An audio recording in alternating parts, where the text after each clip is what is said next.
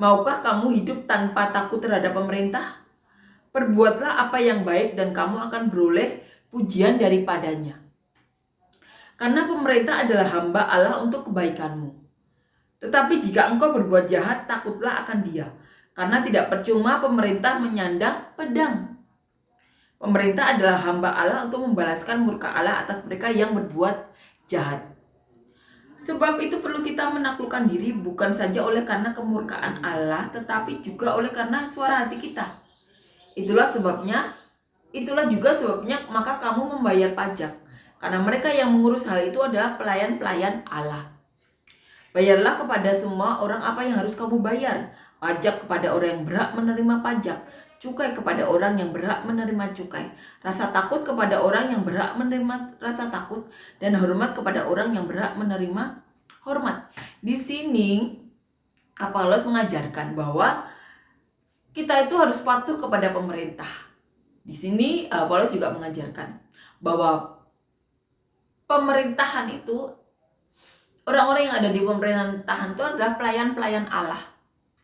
Di mana dikatakan di sini kita juga harus membayar pajak. Maka tahulah kita bahwa keberadaan pemerintah itu adalah kepanjangan tangan Allah. Mereka adalah orang-orang yang selama di dunia ya menjadi pelayan-pelayan Allah. Mereka melakukan tugas-tugas mereka. Jadi di sini dikatakan juga bahwa sebab itu barang siapa melawan pemerintah, di ayat 2 ya, ia melawan ketetapan Allah. Jadi kalau kita melawan pemerintah, kita melawan ketetapan Allah. Dan siapa yang melakukannya akan mendapatkan hukuman atas dirinya. Jadi siapa yang melakukan kejahatan ya, yang tidak melakukan ketetapan Allah itu melawan pemerintah, maka akan dihukum. Dikatakan di ayat 3, sebab jika seorang berbuat baik, ia tidak usah takut kepada pemerintah. Tetapi sebaliknya, apabila kita berbuat baik ya, tidak melawan hukum atau apapun, jangan pernah takut kepada pemerintah. Jadi gimana kalau pemerintahnya korupsi atau berbuat tidak baik? Karena dia pelayan Allah, maka dia akan berhadapan dengan Allah tentunya. Karena apa? Dikatakan di sini mereka pelayan-pelayan Allah. Jadi apapun yang dilakukan orang-orang yang ada di pemerintahan, pastinya nanti akan dipertanggungjawabkan kepada Allah. Karena mereka pelayan-pelayan Allah yang ada di pemerintahan ya. Dan siapapun yang berbuat baik tidak usah takut kepada pemerintah. Ini Paulus yang katakan. Hanya jika ia berbuat jahat. Dikatakan di sini, maukah kamu hidup tanpa takut terhadap pemerintah? Perbuatlah apa yang baik dan kamu akan beroleh pujian daripadanya. Di sini Paulus mengatakan, berbuatlah yang baik, maka kamu akan mendapatkan pujian dari perbuatan baik kamu. Dikatakan di ayat 4 ya, karena pemerintah adalah hamba Allah untuk kebaikanmu.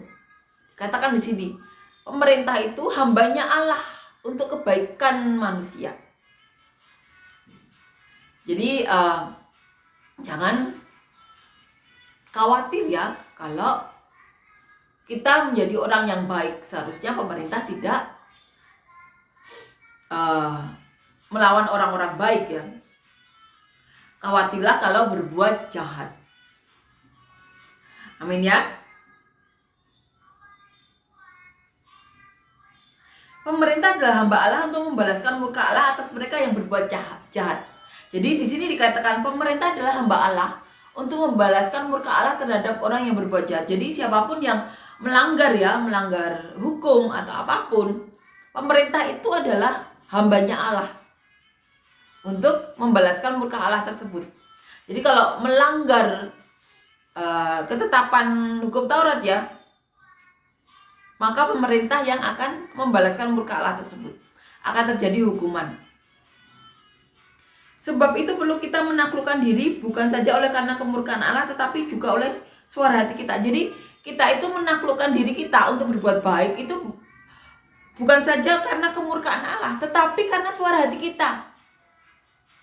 Karena kita mau berbuat baik. Karena suara hati kita itu mengatakan seperti itu, karena ada Roh Kudus dalam hati kita.